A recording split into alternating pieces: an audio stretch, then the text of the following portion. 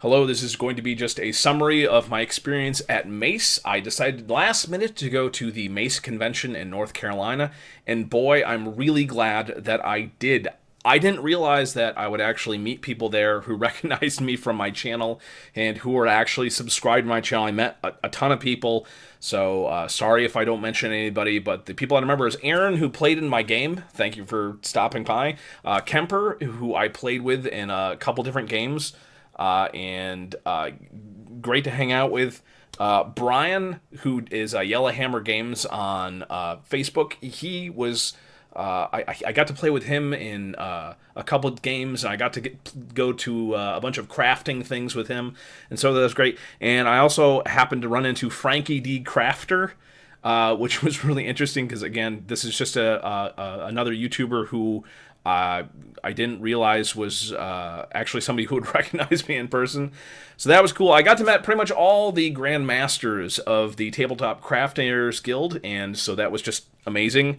I got to play in 3 games where they were very, very different games, but the thing that they had in common is I actually had a lot of fun playing in them, which is something that I unfortunately just haven't had lately. So first off, I played a game with the DMG.info Gareth, and my god, it was really fun. He used the 7D system, which is a RPG system that I'm definitely going to be checking out in the future.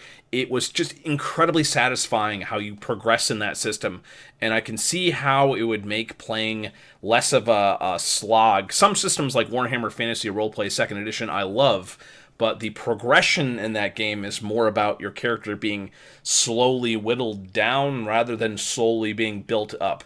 So it's very interesting, and I'm definitely going to take another look at that system. I'm going to link that down below, and that game was really great. Secondly, I was lucky enough to play in a Scotty DM game, and Scotty DM is the guy who runs the DM's Craft YouTube channel. If you're not familiar with that, I don't know. I mean, that's the number one thing, man. The guy has a lot of talent with crafting, but he is an amazing DM. I had an amazing time at that game. I was really lucky to be a part of it, and I had a blast playing it.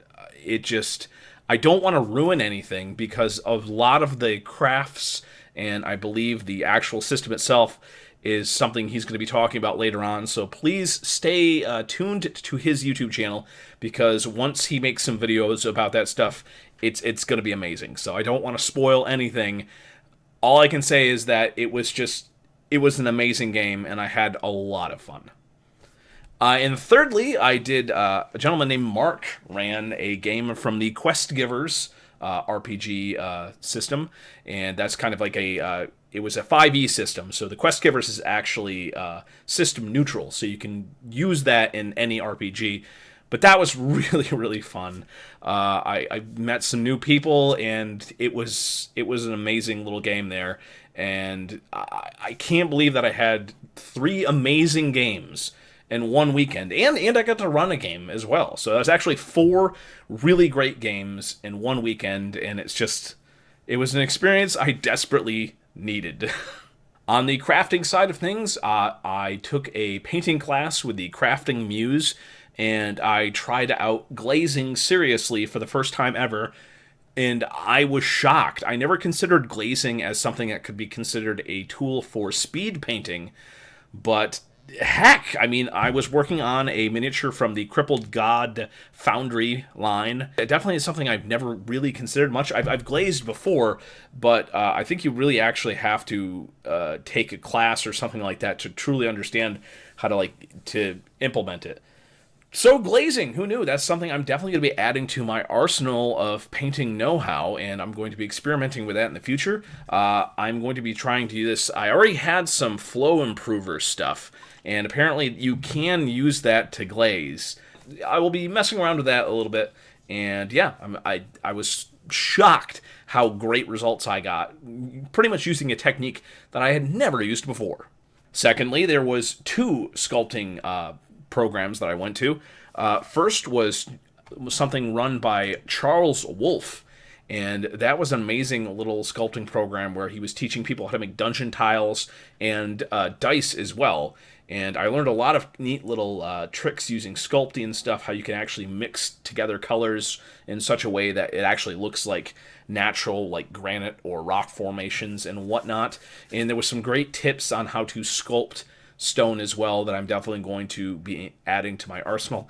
Very good. Glad I took that class. And after that, there was a demonstration slash class kind of by the Atlantic Dental Supply. I had always assumed dental stone was always like the same dental stone that they used for the teeth molds, but apparently Merlin's Magic is specifically geared towards miniatures and making terrain and stuff.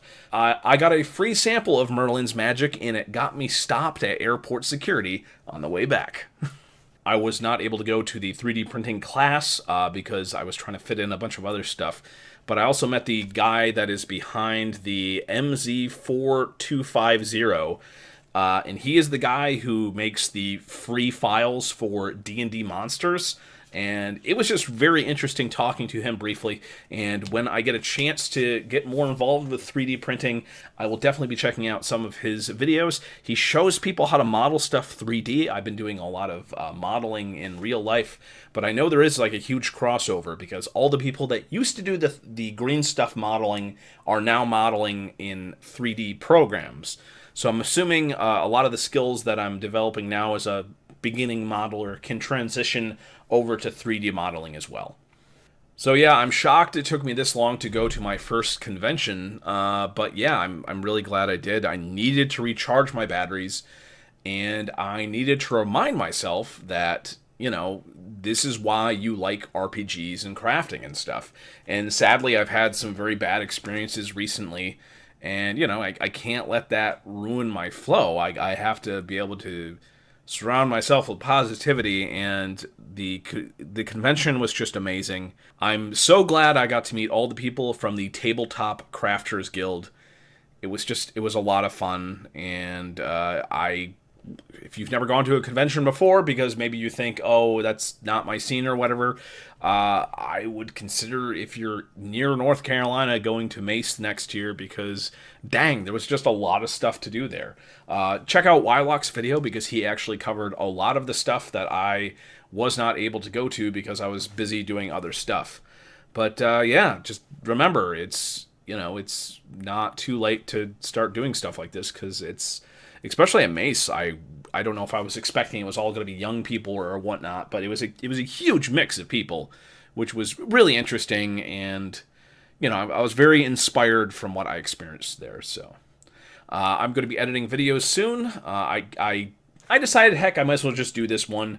But yeah, if you have any questions, please let me know in the comments below. And as always, thank you for watching the video. Have a good one.